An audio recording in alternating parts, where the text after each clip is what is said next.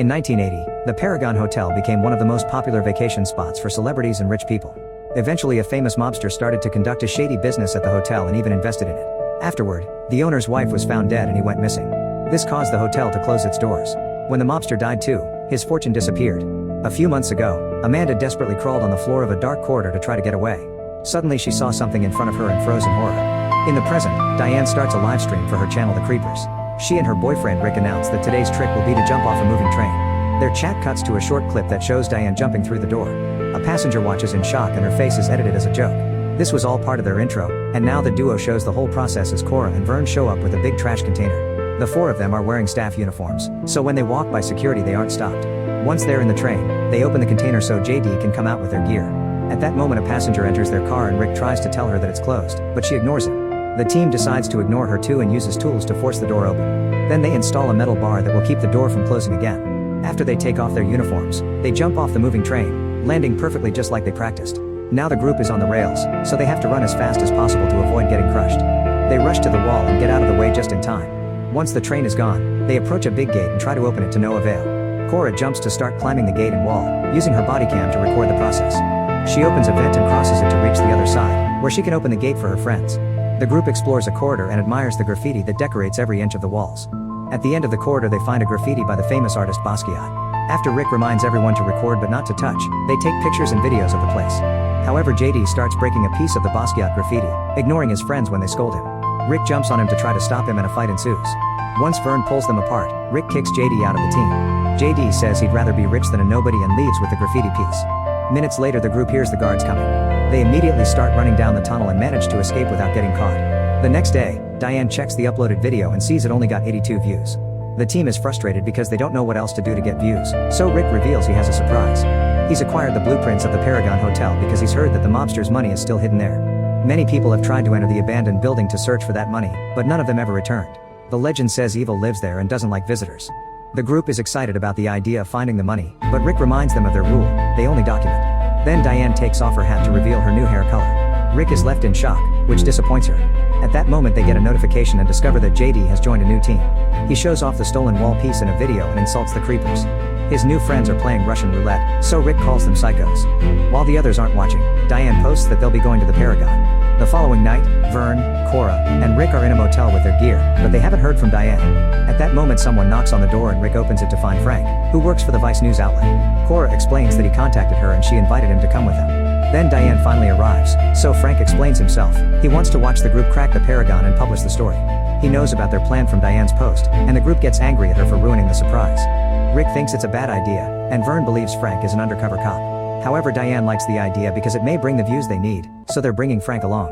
The group leaves the motel, but when they get to their van, they realize they forgot to bring an extra diesel. Frank offers to take them in his car, so everyone ends up squished in the back. After a long drive on the beach, they reach a gate and use a tool to cut the lock. Vern notices that a storm's coming, so Rick says they need to be out of the tunnels before the rain comes. They can't use doors or windows because they've been sealed. They enter the sewage tunnel and put on helmets. After walking for a while, they find a tunnel that will take them into the building, but it's quite small. They have no choice but to crawl through it while dealing with the awful smell. Suddenly they hear a noise and are horrified to see a bunch of rats. They immediately cover their faces and Frank gets on top of Cora to protect her as the rats walk over them. Thankfully the rodents quickly leave the tunnel without anybody getting hurt. Minutes later, they come out of the narrow tunnel and find a sparking power box. The gate they hope to use is blocked by a pile of objects, so Diane decides to look for a different entrance. Cora uses a tool to break the lock and opens the gate anyway, causing the objects to fall. Now there's room to go through, so Cora yells to tell Diane to come back. They don't wait for her, they just cross the gate and finally step into the hotel. The group starts recording and taking pictures, so Rick makes an intro for his video. When he says the hotel's name, some birds suddenly fly off and hit the chandelier, causing it to break and fall. Cora quickly moves to avoid getting crushed as the chandelier crashes to the floor. Meanwhile, Diane finds a different entrance that takes her to a very nice room, where she immediately starts streaming for her followers. She takes the stairs to the ballroom and fools around with the piano. When Rick tries to call her, she rejects it to avoid ruining the video. At that moment she hears a weird noise and assumes it's the rats, so she starts running. She ends up tripping on the stairs and falls, dropping her phone. As she catches her breath, a creepy hand appears behind her. Rick is worried about Diane's disappearance, so he tells his friends to search every room. After he rushes up the stairs, Cora explains to Frank that Rick wants a wife but Diane wants adventure. Rick works in a hardware store and provides the group with gear, so they let him think he's in charge. Then Cora notices Frank's ring and asks about his wife, so he shows her a picture of Amanda. The moment is interrupted by Rick, who tells them to join the search. In the meantime, Vern keeps taking pictures and notices claw marks on the wall. Suddenly he hears a noise and decides to walk away from that area, unaware of the running shadow nearby. When the group reunites, Vern shows them the picture of the claw marks. Rick says they must find Diane and get out of here, so Cora volunteers to look for a master key. Frank wants to go with her, but Vern doesn't trust him, so he goes instead. In the lobby, Cora and Vern search the reception desk and find a newspaper clip that tells them about the owner's disappearance and his wife's death. The cops kept the details private, but rumors said that the wife's chest was open and her heart was gone. Meanwhile, Rick and Frank keep searching the corridors and rooms. Frank asks Rick how he met Diane, so he explains it was in an abandoned mental hospital. His story is interrupted when he accidentally steps on a bear trap. Frank immediately removes it, so when Vern and Cora come back, Vern jumps on Frank thinking he was the one to hurt Rick. Frank pushes him against the wall to calm him down. Then he cleans Rick's wound with water and wraps it with tape since they don't have a first aid kit. Cora wants to take Rick to the hospital, but he refuses to leave without Diane. Suddenly they hear Diane's phone, so they follow the noise to the next floor. They discover a huge tree with phones and cameras hanging from the branches. Rick recognizes Diane's phone, so they watch her last video, but when they reach the part where she falls, the phone runs out of battery.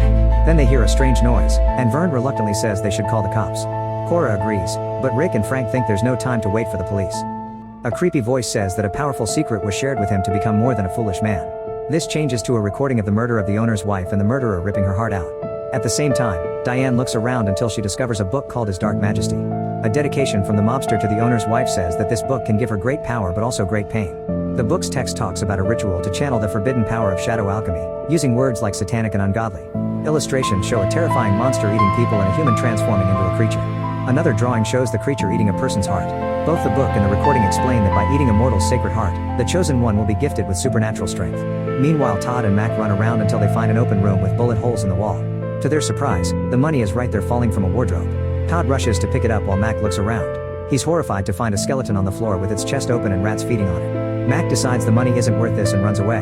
When Mac reaches the stairs, he hears the monster and opens fire, but the creature quickly escapes. Mac keeps running and tries to cross the door, only to suddenly fall. It turns out there's a wire tied across the door and it slashed his neck, so he's now slowly bleeding to death. Back in the room, Todd tries to leave with the money, but the monster blocks him. It grabs him by the neck and stabs his chest with its long nails to rip out his heart. After Todd drops dead, the monster eats the heart. While Cora sees the bodies on all the screens, Diane keeps reading. The book says that the final transformation from man to beast occurs when the Dark Lord is offered the joining of two souls that want to become one. Then the man-beast will enjoy eternal life. Diane then sees a wedding dress on a chair and realizes the monster wants to use her for the final ritual. Suddenly the monster appears behind her and caresses her face. On the stairs, Frank and Vern hear a voice. They rush down and almost walk into the wire, but they stop just in time. Mac's body is on the floor with a hole in his chest, and the voice is coming from his bag with the gear. Vern pulls out a walkie-talkie and finally talks to Cora, who tells them to run because she sees that the monster is coming. Frank and Vern run as fast as possible and make it to the kitchen. After they lock the door and get a knife, Cora tells them they can escape using the dumbwaiter. They press the button, but it isn't working, so they'll have to move it manually. Vern gets in first and starts pulling the rope so the dumbwaiter moves up. After lots of effort, he reaches the top floor and Cora helps him get out. Now Frank has to pull the ropes to bring the dumbwaiter back. As the monster starts pounding on the door, Frank gets in the dumbwaiter and pulls the ropes again to go up. At that moment the monster finally bursts in, so Frank tries to move faster. When he looks down through the hole in the dumbwaiter, he discovers that the monster is climbing the tunnel. As the creature puts its hands inside the dumbwaiter, Frank tells Vern to cut the ropes and he jumps out. The dumbwaiter quickly goes down, dragging the monster with it. Afterward, Vern uses the walkie-talkie to call Frank, who confirms he's fine because he's jumped to another floor. They agree to meet in the penthouse, but first Frank goes back to the tree and gets Amanda's phone, which has their initials on the back because it was a gift from him. Cora tells him the right room number and Frank kicks a door open to find Amanda on a chair with a hole in her chest. He gives her a kiss and covers her with his jacket before leaving. Then Frank meets with Vern and Cora, who tell him where Diane is. They're also shocked to see that the monster is still alive, so Frank volunteers to rescue Diane. In the master bedroom, Diane has put on the dress and comes closer to the monster pretending to be friendly. Once it's distracted, she hits it with the book and runs away, so the monster chases her. In the corridor, Frank is trying to find the right door to no avail. When he hears Diane screaming, he follows the noise and finds the monster dragging Diane by the hair. Frank runs toward them and tackles the monster, sending them both over the balcony. The creature ends up impaled on a tree branch while Frank crashes on the floor. This kills them both. Then Diane gets the walkie-talkie and asks Cora about Rick, so she tells her what happened and gives her the room number. Diane immediately runs to that room and finds Rick on the floor. She cries in grief thinking he's dead, but thankfully he wakes up and the four friends get to reunite. Sometime later the creepers are all over the news for finding the money, and they inspire people to get into urban exploration. Their video about the hotel gets 100 million views and even famous people leave comments. For their next trip, Cora dyes her hair blonde. Rick opens a bag and reveals he's stolen a small amount of the money, saying a little bit won't hurt the code. Make sure to subscribe and turn on notifications so you can watch more videos like this. Thanks for watching.